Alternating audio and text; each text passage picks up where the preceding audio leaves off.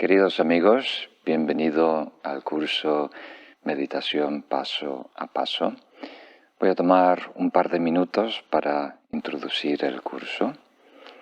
Este curso nos da las herramientas para desarrollar una práctica diaria y se basa en uno de los manuales de meditación más importantes del Tíbet.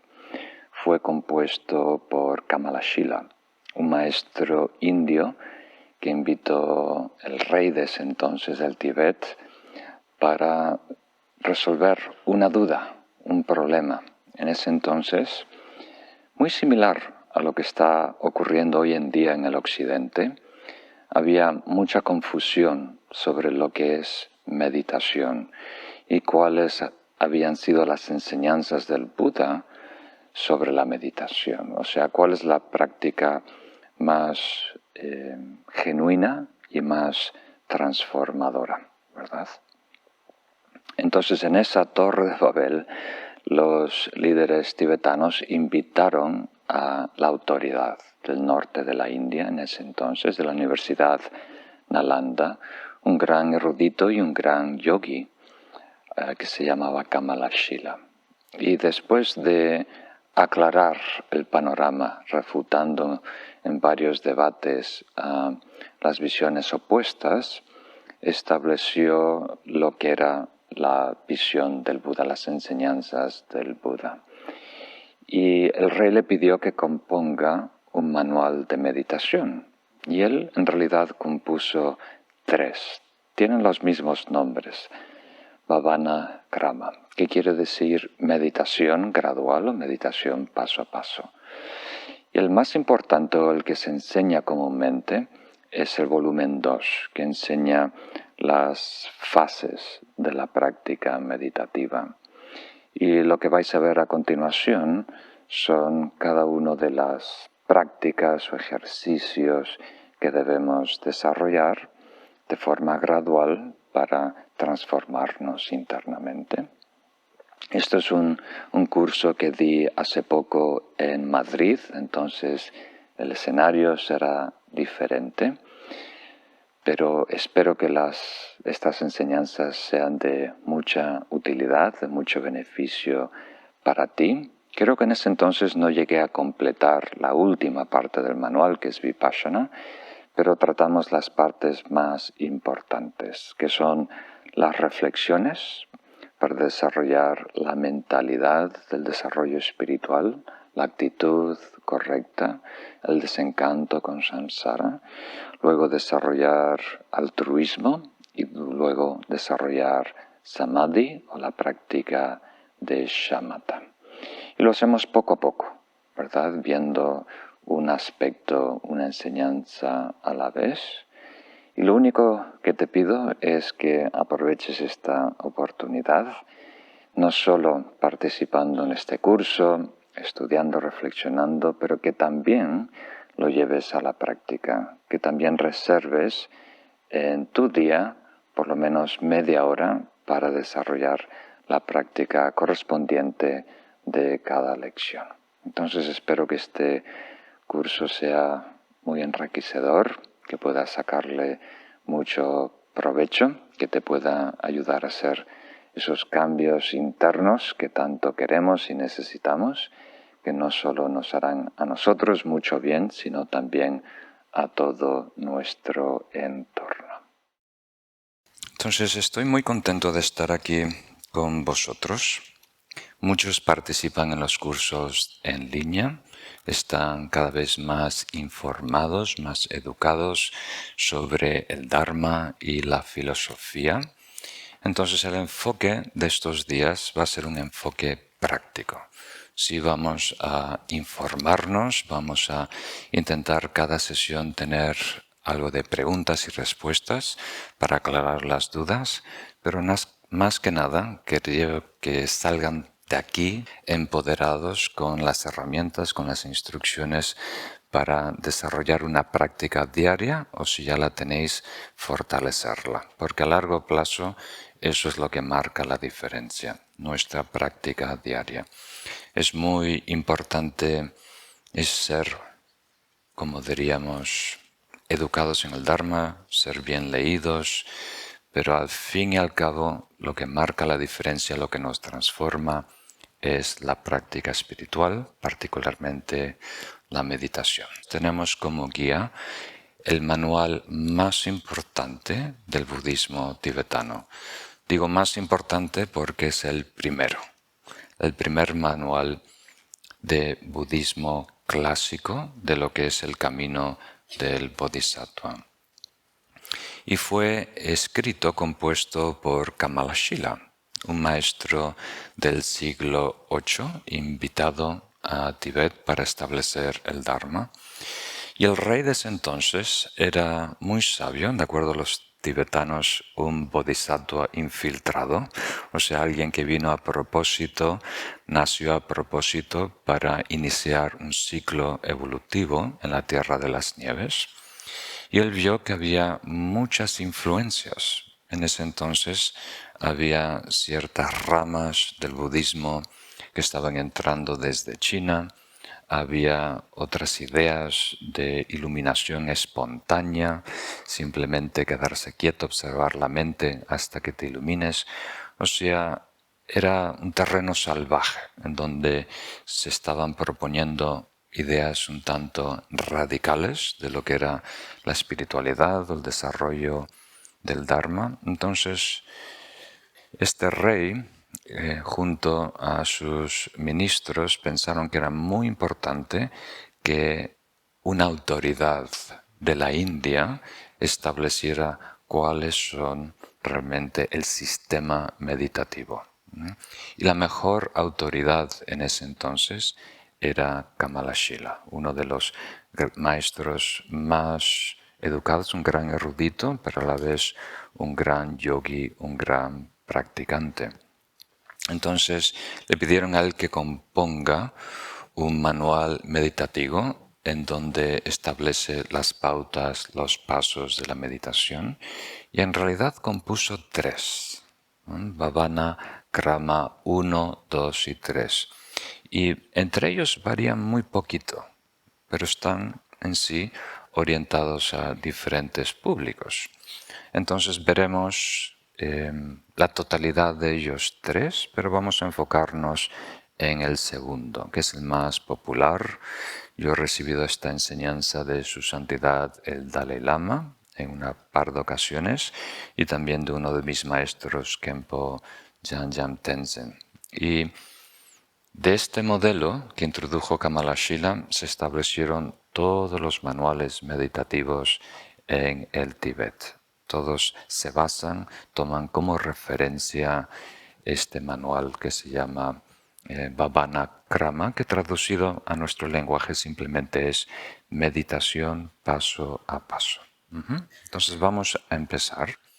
En el primer libro de meditación paso a paso, Kamalashila establece la premisa: comprender qué realmente está pasando y por qué es beneficioso, incluso necesario, meditar, no solo para lograr la omnisciencia,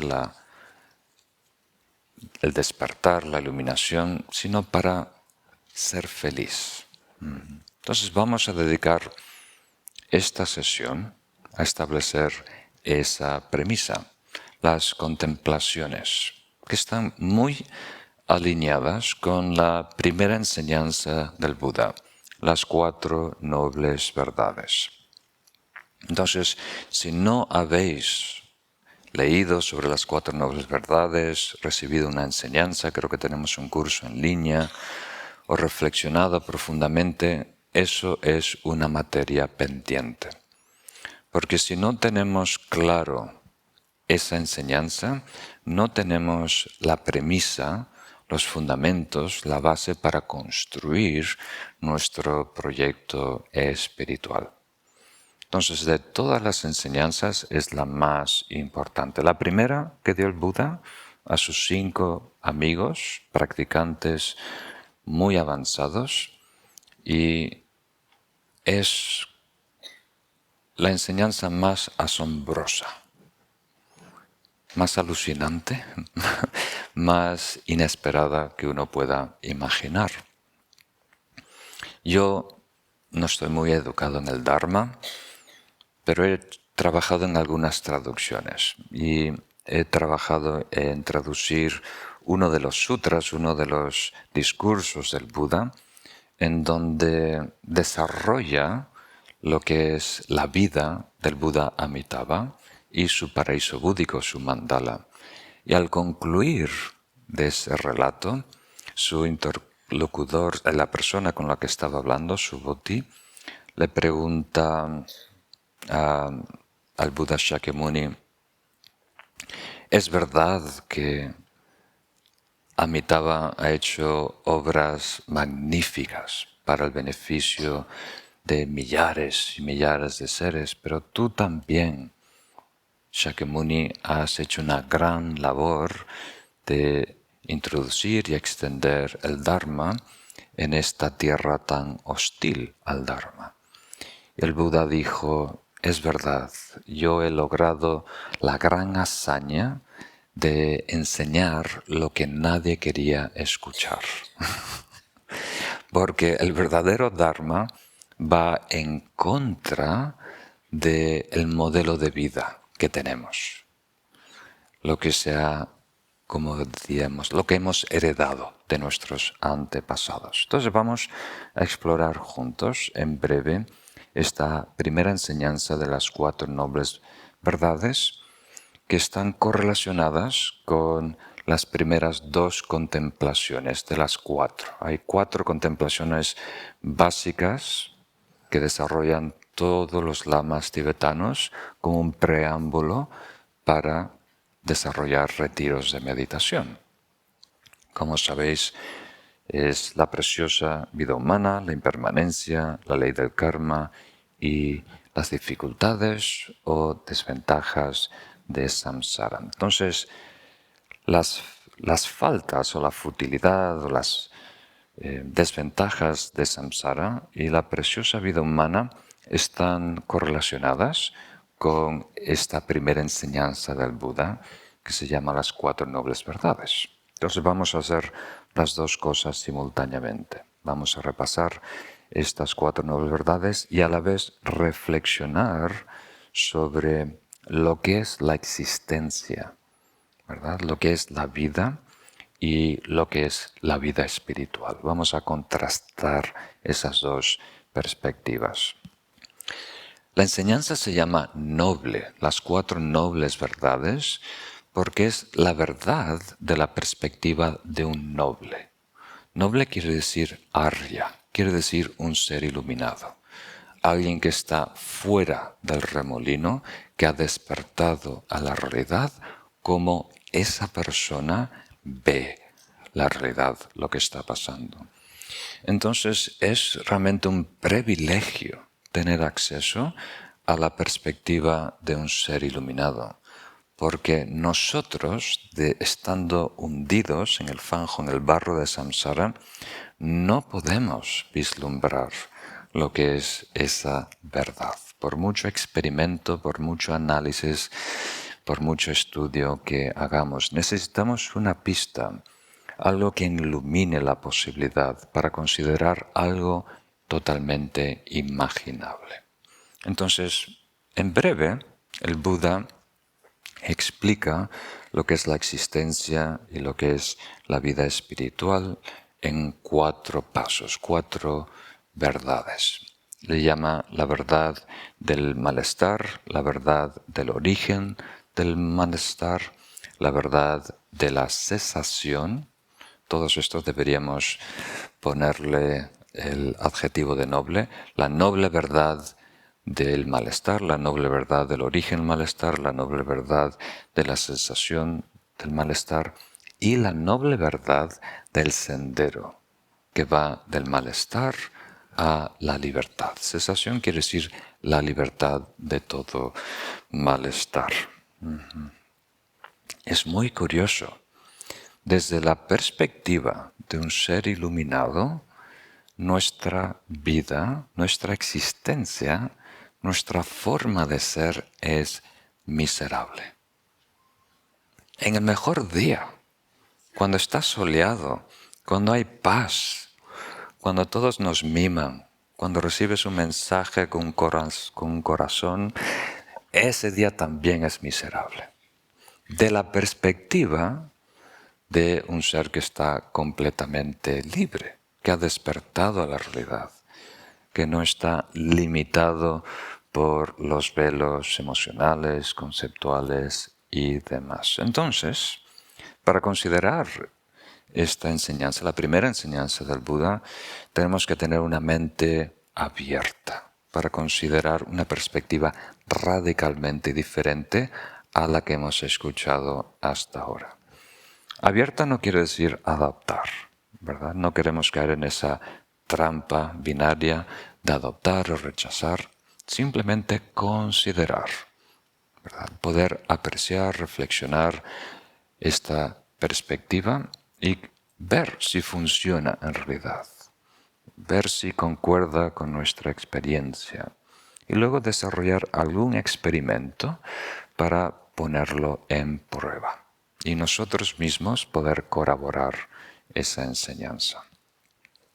Muy bien. Entonces, con la primera enseñanza, a lo mejor la más radical de todas, el Buda Shakyamuni le dice a sus 5 amigos yogis que la existencia es miserable. ¿Qué quiere decir? Si hay ignorancia, hay malestar y sufrimiento. Si hay egocentrismo, hay malestar y sufrimiento. Si hay emociones negativas, estados aflictivos, hay malestar y sufrimiento. Si hay patrones conductuales, ¿verdad? Si hay presión, palanca, en donde tendencias, hábitos y costumbres mandan en ti, hay sufrimiento y malestar. Entonces, es difícil poder considerar esta enseñanza porque nacimos con el dolor de muela, ¿verdad? Todo lo que conocemos hasta ahora es miseria. Entonces, cuando nosotros valoramos lo que está pasando en nuestra vida, la referencia no es iluminación, no es gozo, no es éxtasis, no es dicha del Buda, es miseria en Madrid, o miseria en la costa, o miseria del verano, miseria del invierno, miseria de mi juventud, miseria de soltero, de casado, miseria del divorcio, miseria... Es todos diferentes niveles, ¿verdad?, de miseria. Y en esa comparación hay algunas que son más, como diríamos, llevaderas, aceptables. Entonces, dicho de una forma muy simple, en la medida que la mente prístina, el estado natural, básico de la mente, esté obstruida, en esa medida hay limitación, malestar y conflicto. Y ese malestar se puede comprender de muchas maneras, ¿verdad? Hay muchas clasificaciones, se puede ver a nivel clásico, vais a escuchar muchos lamas, khenpos, geshes explicarlo en el contexto de la cosmología budista, cómo sufren los diferentes tipos de seres. También todos los malestares se pueden clasificar en 3. El malestar del sufrimiento, el malestar del cambio y el malestar de toda la existencia condicionada. Y el primero lo conocemos muy bien. Es el dolor del golpe, que puede ser un golpe físico, cuando te tuerces un tobillo, o puede ser un golpe psicológico, cuando alguien te sacude, ¿verdad?, con una crítica, un insulto y demás. O sea, pasa algo inquietante que nos sacude. El segundo lo conocemos, pero algunas veces no le damos la importancia que merece, que es el sufrimiento del cambio. Y vale la pena invertir un minuto para definirlo con más precisión. el sufrimiento del cambio, o mejor dicho, vamos a ser un poco más radicales. Es innecesario que exista en nuestro idioma, o en cualquier idioma humano, la palabra cambio, la palabra transición, ¿verdad? ¿Por qué? Porque es algo permanente, continuo. No hay nada que es estático. Todo está en movimiento. Entonces, cuando algo es totalmente obvio, es redundante tener una palabra para explicar un fenómeno que es continuo, que siempre está presente, ¿verdad? Entonces, ¿por qué surgió en nuestro idioma la necesidad de definir este fenómeno de cambio, darle tantas palabras como transitoriedad, impermanencia, cambio, movimiento y demás? Porque en nuestro mundo, quiere decir en nuestra cabeza, en nuestra realidad virtual, o sea, la realidad que modelamos en nuestra mente, muchas veces no existe el cambio. Hay, como diríamos, la existencia ficticia de permanencia, algo que es estable y que permanece. Entonces, en la medida que nosotros establecemos existencia rígida, permanente, estamos yendo en contra de la realidad. Y tarde o temprano va a crear tanta fricción que nos va a inquietar o molestar. Nos va a causar todo el sufrimiento que hemos invertido en la permanencia, ¿verdad? Entonces, si tú desarrollas un proyecto, os voy a hablar de un proyecto que a lo mejor nadie conoce, a lo mejor algunos amigos. En algunos monasterios tibetanos, cuando se desarrolla un ritual, se construye un mandala de arena, que es como un dibujo de arquitectura, ¿verdad? Que se plasma en dos dimensiones lo que sería un gran palacio celestial de un Buda. Y en la tradición Sakya se tiene que hacer en 24 horas. En otras tradiciones como la Gelupa se puede tomar más días y lo hacen con mucha precisión. Algunas veces trabajando 4 monjes expertos, 8 o lo que sea, con mucho trabajo, con mucho empeño, con mucha dedicación. Y dura por lo que dura el ritual. Entonces, cuando acaba el ritual, se tiene que desmantelar ese mandala de arena y se barre, ¿verdad? Entonces, normalmente no ves a ningún monje llorar cuando se barre la arena. Os he invertido tanto tiempo en construir lo equivalente a un castillo de arena, ¿verdad? Y cuando se barre, ¿verdad? Y se junta y después se deposita en un río, en un lago, en el mar, no hay nadie derramando lágrimas, ¿verdad? Pero si nosotros depositamos nuestra esperanza en ese castillo de arena, si depositamos nuestra seguridad en ese castillo, si hay valor agregado a ese castillo de arena, entonces cuando la ola del tiempo empieza a erosionar, a eliminar ese castillo, sufrimos porque perdemos esas garantías que habíamos invertido en el castillo de arena, esas esperanzas que habíamos invertido en ese castillo de arenas. ¿Captan esa idea?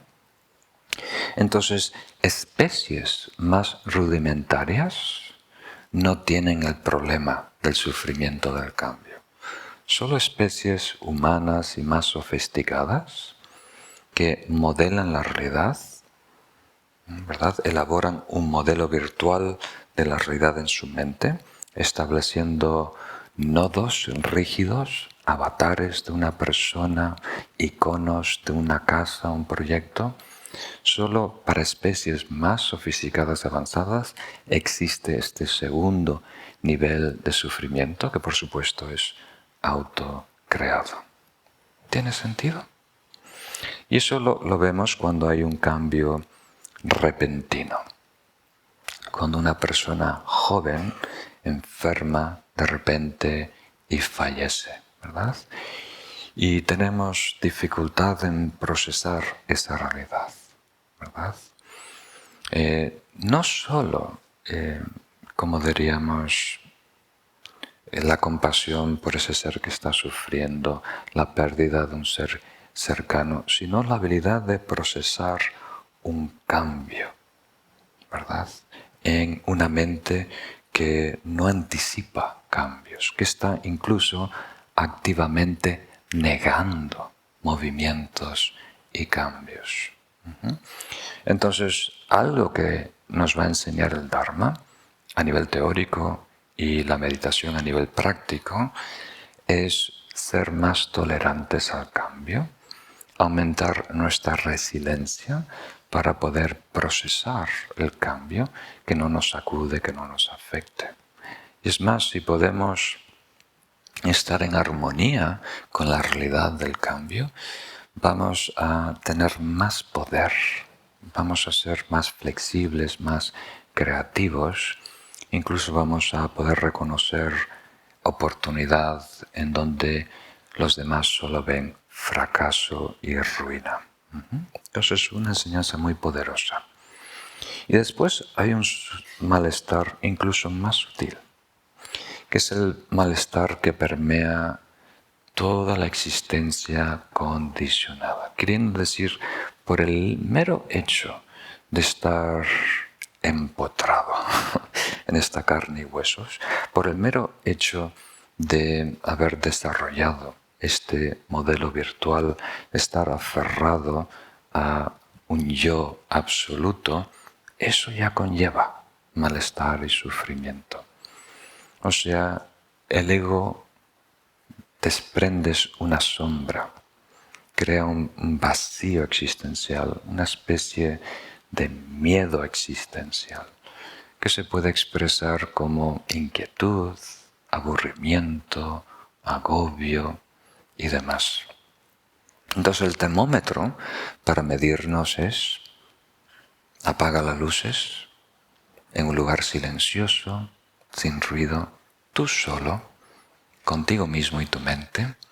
¿Cuánto tiempo te toleras antes de empezar a decir cosas malas o a perderte en el pasado rumiando alguna cosa fantástica o dañina que ha pasado, o proyectarte hacia el futuro en una fantasía? O sea, ¿cuánto tiempo puedes habitar la realidad de ti mismo sin, como diríamos, emplear un mecanismo de evasión? Esa es la manera de medir en dónde estamos ahora mismo a nivel espiritual. Entonces, esta primera enseñanza, el Buda nos dice algo, yo creo que muy inspirador, aunque el título a lo mejor no le hace justicia, que nuestra vida puede ser mucho más de lo que podemos imaginarnos. Nos conformamos con muy poco. Nuestros objetivos en esta vida, más que nada, es encontrar un método para mitigar malestar y sufrimiento, para postergar lo inevitable. Pero hay pocas personas que tienen la ambición sana espiritual de realizarse, de elevarse y lograr plenitud y una felicidad genuina no condicionada. Entonces, en esta primera enseñanza, el Buda dice algo muy potente, que lo que conocemos como existencia del ego conlleva sufrimiento a muchos niveles y no nos debemos conformar, ¿verdad? Porque la segunda noble verdad nos dice: el estado en el que nos encontramos no es natural. o, dicho de una manera un poco más precisa, no tiene una existencia inherente. Surge de causas y condiciones. Es el producto de una serie de distorsiones, algo que está distorsionando la realidad. Entonces, la causa inmediata de nuestro malestar es acción. Toda acción que no concuerde con la realidad, naturalmente nos va a enfrentar al malestar, nos va a conducir al malestar. Y la causa de ese karma negativo son estados mentales distorsionados, como el orgullo, pensar que somos esencialmente mejores que los demás, ¿verdad? La envidia, ¿verdad? Adicciones o dependencias, ira, enfado, ¿verdad? Todo eso distorsiona nuestra mente, crea inquietud, malestar y nos lleva a actuar de una manera torpe, que no coincide con la realidad, produciendo malestar y sufrimiento. Y lo que produce ese estado aflictivo, todos los estados mentales de distorsión, es la reactividad del egocentrismo, que no se expresa en detalle en este primer ciclo de enseñanzas que dio el Buda, se expresa en el segundo y el tercer ciclo, lo que es el camino Mahayana, el camino de los bodhisattvas. Ahí el Buda introduce un cuarto velo, que es el egocentrismo, que es el puente entre ego y aflicción. Ego es atribuir la existencia inherente al ser, ¿verdad? Y de ahí surge su aura, su campo magnético de distorsión, que es una reactividad, un nerviosismo que nos lleva a reaccionar impulsivamente ante todo lo que sucede, de una manera severa. Entonces, esa reacción severa es ira, es apego, es orgullo y demás. Entonces, si comprendemos estas dos nobles verdades, ya lo sabemos todo. Sabemos la tercera y la cuarta. Porque si algo tiene una causa, eliminas la causa y desaparece el malestar. Entonces el Buda dice que podemos liberarnos de todo conflicto, todo dolor, todo malestar si eliminamos las causas fundamentales, que son las causas internas. Las causas internas se apropian, ¿verdad?, de muchos agentes del mal allá afuera en el mundo, pero el origen viene de distorsión interna, ¿verdad? Ignorancia fundamental, egocentrismo, falta de amor, estados aflictivos, falta de equilibrio y karma, falta de ética. Eso es lo que produce conflicto en el mundo que experimentamos como malestar. Entonces este es un gran secreto, porque si no sabemos esto, solo podemos recurrir a métodos de compensación para aliviar, reducir el malestar o distraernos, ¿verdad? Distraernos con otra cosa en el mundo. Ahora estábamos comentando en el viaje hasta aquí de una epidemia que hay en muchos países, particularmente en Estados Unidos, del abuso de opios, que cada vez son más económicos y más adictivos, ¿verdad? Entonces ahora hay muchos que se toman en forma de pastilla o se puede fumar, que son mucho más adictivos que la heroína y están causando mucho daño, ¿verdad? Entonces, nosotros a lo mejor no vamos a ese extremo de crear una dependencia química que se apodera a nosotros, pero tenemos dependencias. Cada uno de nosotros intentamos buscar alivio. Cuando estás aburrido, buscas algo alivio, ¿verdad? Cuando te sientes mal, buscas algo para aliviarte. Estamos trabajando a nivel de síntomas, ¿verdad? Pero rara vez atendemos a las causas fundamentales, originales de nuestros problemas, de nuestro malestar. Entonces, el Dharma es una oportunidad de ir directamente al grano y atender lo que causa el malestar. Y con la tercera noble verdad, muchas gracias, con la tercera noble verdad, la noble verdad de la cesación del malestar, el Buda nos dice que nos podemos liberar de todos los problemas si eliminamos estas causas y condiciones, los 4 velos. Una vez más, ignorancia fundamental, egocentrismo, estados aflictivos que incluyen emociones negativas y dogmas o visiones erróneas de la realidad, y después patrones conductuales dañinos. Entonces, ¿qué es felicidad? Si la felicidad no son los métodos de compensación, ¿verdad? Gratificación inmediata a través de los sentidos, ser famoso, tener muchos recursos materiales y demás. Entonces, ¿qué realmente es la felicidad? Y en esta tercera noble verdad, el Buda dice que la felicidad genuina es un bienestar que aflorece cuando le quitamos lo que lo está bloqueando. O sea, cada uno de los 4 velos está interrumpiendo, bloqueando un bienestar natural que ya tenemos dentro de nosotros. Entonces, en el primer ciclo de enseñanzas habla de 3 bienestares. Cuando le incluimos el egocentrismo, hay 4.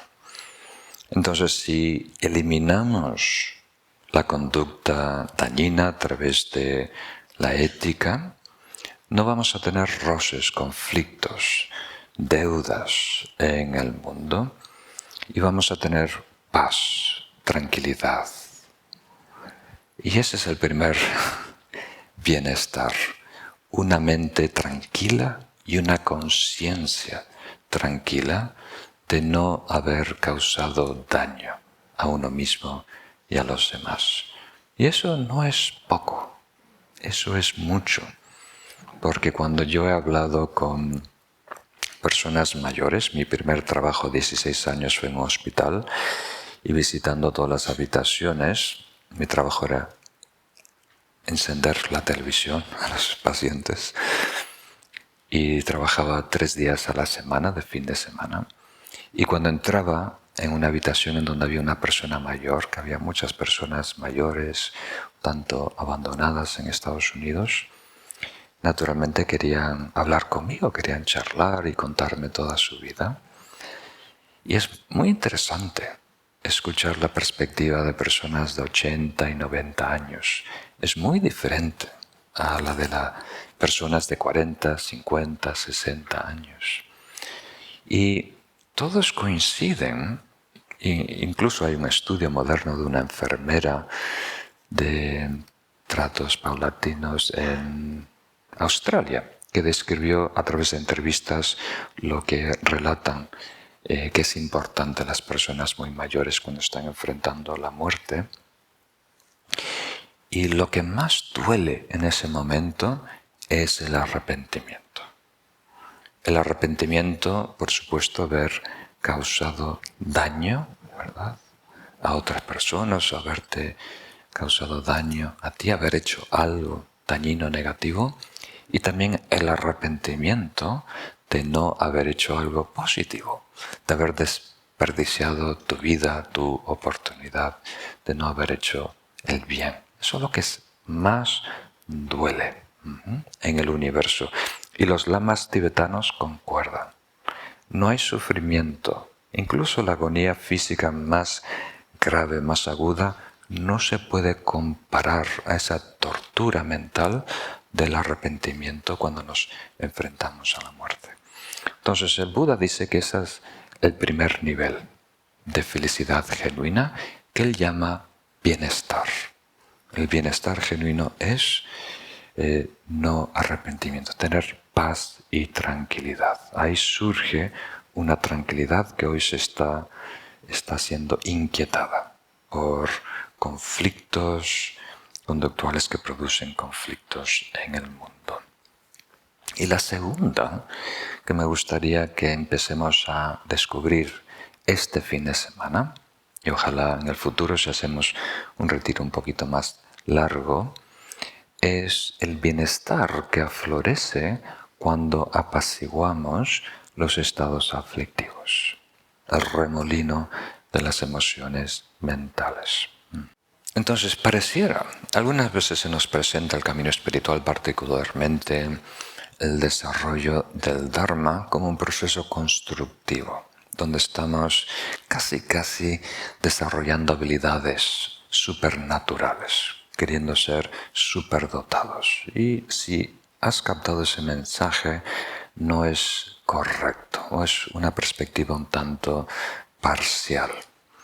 De esta primera enseñanza, las 4 nuevas verdades, estamos restableciendo lo natural, el orden en nosotros, eliminando un daño, una distorsión, un velo. Entonces, práctica espiritual es un antídoto que neutraliza un estado aflictivo. Y si lo vemos como velos, empezamos a reducir el espesor de ese filtro, cortina o velo con el objetivo de eliminarlo por completo.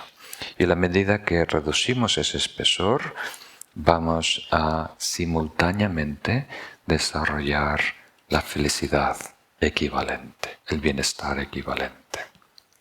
Entonces, en la medida que introducimos shamatha, calma mental, para neutralizar el desorden mental, el desequilibrio psicológico, los estados aflictivos, las emociones negativas, ¿verdad? La medida que logramos equilibrio atencional, vamos a definirlo como equilibrio y lucidez, en esa medida surge, aflorece, tenemos acceso a el segundo nivel de bienestar, ¿verdad? Que es el bienestar de lo que para nosotros es absorción meditativa, que en realidad es el estado natural de la mente. Y eso se reporta como una sensación de sentirnos más livianos, físicamente, mentalmente, sentirnos más luminosos y sentirnos más flexibles, maleables y sentir gozo físico y gozo mental. Tanto es así que es incluso un peligro para los yogis avanzados, porque se pueden conformar con esa sensación grata, ese gozo que surge de shamatha, de la calma mental, y no perseguir las meditaciones más avanzadas de vipassana o visión penetrante. Entonces, la meditación no debe ser un escape meramente, no debemos conformarnos con estos bienestares, queremos la libertad, ¿verdad? Una libertad estable. El tercer bienestar que se explica en las enseñanzas orales del Mahayana, el camino del Bodhisattva, viene de neutralizar el egocentrismo, esta sombra del ego, la reactividad del ego, el nerviosismo, el miedo del ego, y se neutraliza con toda la gama del altruismo, empezando con amor bondadoso, compasión, culminando en bodhicitta. Y eso produce un gozo, un bienestar aún superior, ¿verdad? ¿verdad? Que incluso mejora nuestra percepción de la realidad. Y por último, el Buda señala el bienestar que surge de la sabiduría. O sea, la sabiduría neutraliza el velo de la ignorancia fundamental, de no saber quiénes somos esencialmente, no tener una experiencia intuitiva del estado pristino natural de la mente. Y en la medida que eliminamos el espesor, la densidad del velo de la ignorancia fundamental y tenemos acceso a esa mente natural, surge dicha. Incluso algunos yogis dirían éxtasis, un estado que aún desconocemos en nuestra vida. Lo que más se aproxima es un orgasmo sexual, ¿verdad? En donde por un instante se anula la dualidad y vislumbramos lo que puede ser el gozo, el éxtasis de esa mente prístina. Entonces, es un modelo muy interesante de lo que es la felicidad, porque hasta ahora se nos presenta la felicidad como el producto de una experiencia, ¿verdad? Tenemos que conquistar algo, un pedacito de chocolate, una aceituna, un paisaje encantador, una música inspiradora, la caricia de una persona, algo tiene que pasar que me permita tener una experiencia grata. Y esas experiencias gratas y los recursos que las posibilitan le llamamos felicidad y las perseguimos, ¿verdad? Estamos invirtiendo nuestra sangre, nuestra vida en perseguir todo lo que produce esas experiencias gratas. Somos consumidores de experiencias gratas.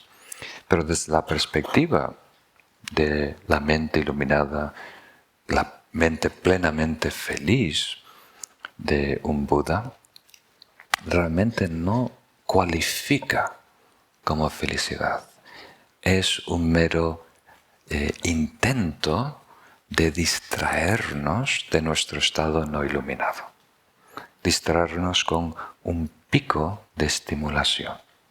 Y lo que llamamos en este mundo felicidad es los picos que duran más tiempo, ¿verdad? Incluso las cosas más encantadoras, si sigues consumiendo eso, te empachan, ¿verdad? Lo que empezó con un sabor rico te empieza a desagradar, ¿verdad? Entonces, a esos intentos de conquistar a través de la experiencia, casi siempre sensorial, el Buda los definió como proyectos mundanos, samsáricos, las preocupaciones del egocentrismo que se clasifican en los ocho proyectos o dharmas mundanos.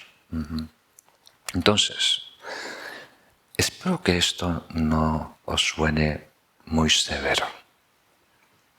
O sea, el mensaje debe ser alentador, positivo. No estamos diciendo que la experiencia grata es mala. No lo es. Debemos disfrutar de todo lo que ofrece la vida.